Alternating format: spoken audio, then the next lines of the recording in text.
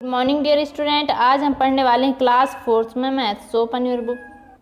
तो हम लोगों ने यहाँ पर क्वेश्चन नंबर 15 कर लिया था, find the quotient and remainder. ठीक है, तो अब क्वेश्चन नंबर हम लोग 16 करेंगे। इसमें क्या दिया हुआ, कन्वर्ट इनटू पैसे। ठीक है, ये रुपीस में दिए हुए हैं, उनको किस में कन्वर्ट करना है, पैसे में बदलना है। ठीक है, पैसे में कन्वर्ट करना है। जैसे यहाँ 5 रुपीज़ दिया हुआ है, इसको किस में कन्वर्ट करना है, पैसे में कन्वर्ट करना है कि मतलब 5 रुपीज़ मतलब कितने पैसे होता है। ठीक है, तो हम लोग सॉल्व करते हैं क्वेश्चन नंबर ए। ठीक है, इस पर क्वेश्चन नंबर 16 का ए। ओके, तो ये दिया हुआ है क्वेश्चन नंबर 16, कन्वर्ट इनटू पैसे। ठीक है, इनको क्या करना है, रुपीज़ को, ये रुपीज़ दिया हुआ है, उसको किस में कन्वर्ट करना है, पैसे में कन्वर्ट करना है। उसके लिए हमें पता होना चाहिए कि कितने रुपए में कितने पैसे होते हैं। ठीक है, कितने रुपीज़ में कितने पैसे होते हैं। तो सबसे पहले हम यहाँ पर लिख लेते हैं सॉल्व में।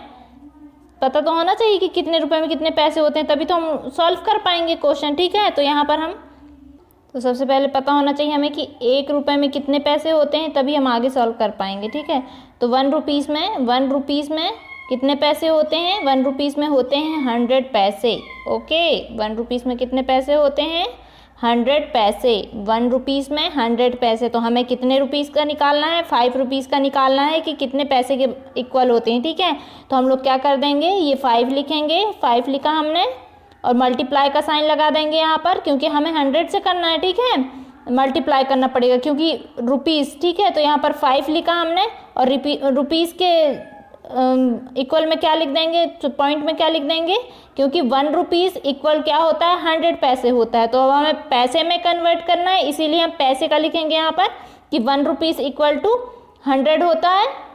तो हम लोग 5 मल्टीप्लाई 100 कर देंगे, तो हमें समझ में आ जाएगा कि 5 रुपीज़ में कितने पैसे होते हैं।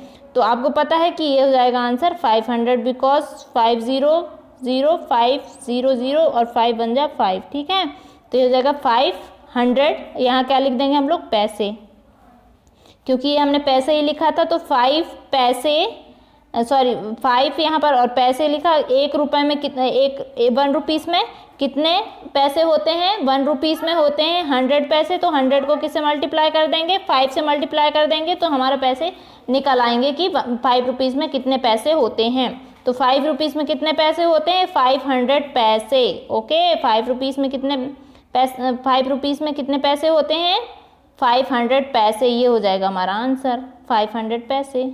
ओके, ये हो जाएगा अपना आंसर 500।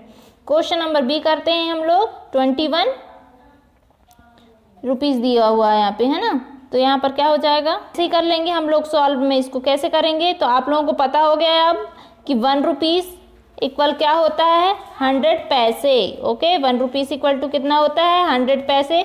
तो हम लोग क्या करेंगे, 21 लिखेंगे यहाँ पर सबसे पहले, और रुपीज़ के स्थान पे क्या लिख देंगे, रुपीज़ के प्लेस पे क्या लिख देंगे हम लोग, 100।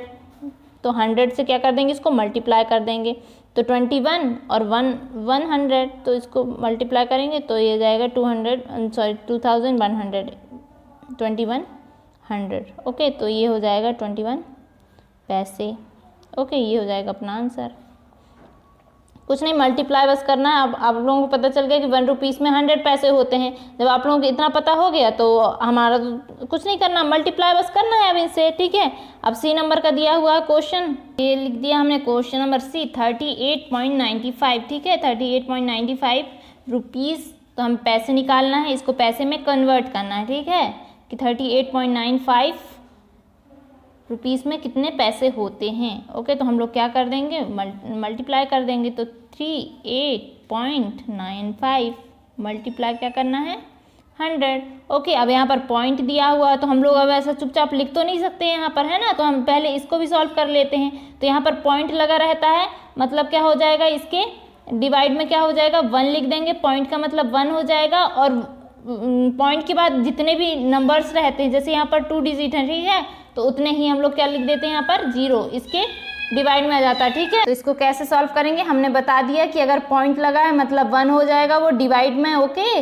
और 2 डिजिट है मतलब 2 क्या हो जाएंगे, 0 हो जाएंगे यहाँ पर। तो अब इनको क्या करना है, ये पूरे इसमें आके हमने 100 भी इसमें मल्टीप्लाई कर दिया। ठीक है, तो अब 100 डिवाइडेड 100 लिखा हुआ है, तो ये दोनों, ये 0 से ये 0 कट हो जाएगा, ये वाला 0 से ये वाला 0 कट हो जाएगा, या तो आप डिवाइड करके देख सकते हैं इन दोनों को। ठीक है, तो जब यहाँ पर ऐसा लिखेंगे हम लोग ना, तो ये पॉइंट हट जाएगा। ठीक है, क्योंकि पॉइंट हटाने के लिए हमने क्या किया, डिवाइड में लिख दिया 100। 100 ही क्यों लिखा है यहाँ पे, क्योंकि यहाँ पर पॉइंट का मतलब 1 हो गया, और अगर 2 डिजिट दिया हुआ है मतलब 2 0 लगा दिया हमने। जितने भी डिजिट लगे रहते हैं पॉइंट के बाद उतने ही 0 लगा दिया जाता है, बट डिवाइड में। ओके, तो हम लोग इसको इसको डिवाइड करते तो हम लोगों को बहुत टाइम लग जाता है। तो अगर हमने डिवाइड में 100 लिख दिया है, क्योंकि यहाँ पर 2 पॉइंट के बाद क्या था, पॉइंट के बाद डबल नंबर थे, ठीक है, 1 और 2 डिजिट थे, इसीलिए हमने 00 लगाया, ठीक है। अगर ओनली 1 डिजिट रहता ये पॉइंट के बाद तो ओनली 1 0 आता हमारा, ठीक है। तो ये पॉइंट हट जाएगा यहाँ से, तो अब इसको लिखा जा सकता है 3895, क्योंकि पॉइंट हटाने के लिए हमने क्या कर दिया, 100 से उसको डिवाइड कर दिया, ठीक है।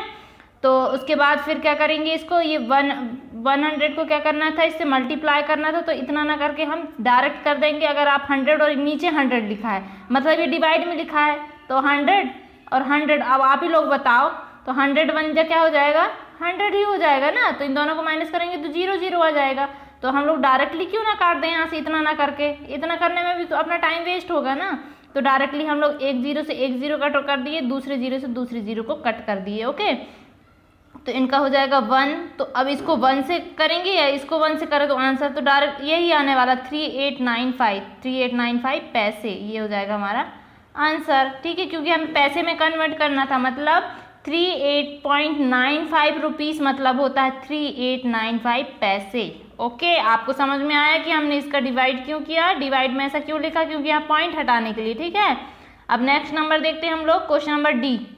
क्वेश्चन नंबर डी दिया हुआ है 200.05, ठीक है। तो इसको क्या करना है, पैसे में कन्वर्ट करना है। तो 1 रुपीज़ इक्वल टू कितना होता है, 100 पैसे होता है। तो फिर से हम इसको क्या कर देंगे, मल्टीप्लाई कर देंगे। देख सकते हैं आप लोग 200.05, इसको किससे मल्टीप्लाई करना, 100 से।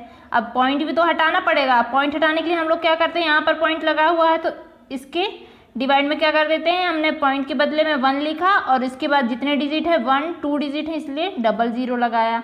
अब फिर से यहाँ पर वही हो जाएगा जो क्वेश्चन नंबर हमने सी में किया था। तो हम लोग 100 से 100 डिवाइड करें, या फिर डायरेक्टली यहाँ से यहाँ ये 00 हो तो इनको कट कर दें, है ना, बात एक ही है, 1 आना ही है।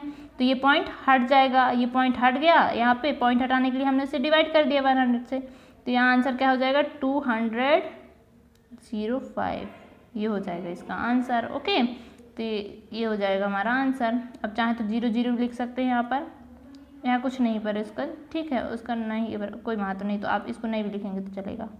तो 2005 पैसे, ठीक है। तो आप लोगों को ये क्वेश्चन समझ में आ गए होंगे कि 1 रुपीज़ इक्वल टू कितना होता है, 100 पैसे। तो कुछ नहीं करना है इसमें, इसको मल्टीप्लाई कर देना है, ठीक है। कौन सी कंडीशन में, जब हमको क्या करना हो, रुपीज़ को पैसे में कन्वर्ट करना हो, ठीक है, पैसे में कन्वर्ट करना था, इसीलिए हमने ऐसा किया। पर अगर यहाँ पर क्या करना, अगर यहाँ पर पैसे दिया रहता और बोलते कि इसको किस में कन्वर्ट करना है, रुपीज़ में, यहाँ पर पैसा लिखा रहता और इसको किस में कन्वर्ट करना, रुपीज़ में, तो कुछ और करना पड़ता शायद फिर, ठीक है। तो क्वेश्चन उसमें आएंगे, कल करेंगे हम वाले क्वेश्चन जिसमें लिखा रहेगा कि पैसे को रुपीज़ में कन्वर्ट करना, ठीक है। आज हमने क्या सीखा, रुपीज़ को हमने पैसे में कन्वर्ट करना सीखा। तो 1 रुपीज़ इक्वल टू होता है 100 पैसे। तो आप लोगों को ये क्वेश्चन समझ में आ गए होंगे, ठीक है।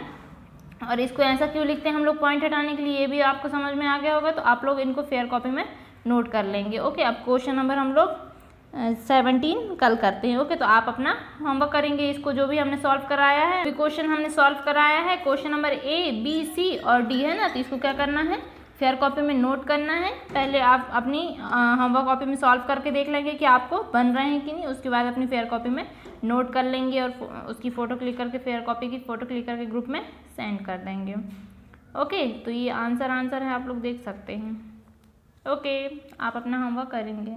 Okay, thank you, bye.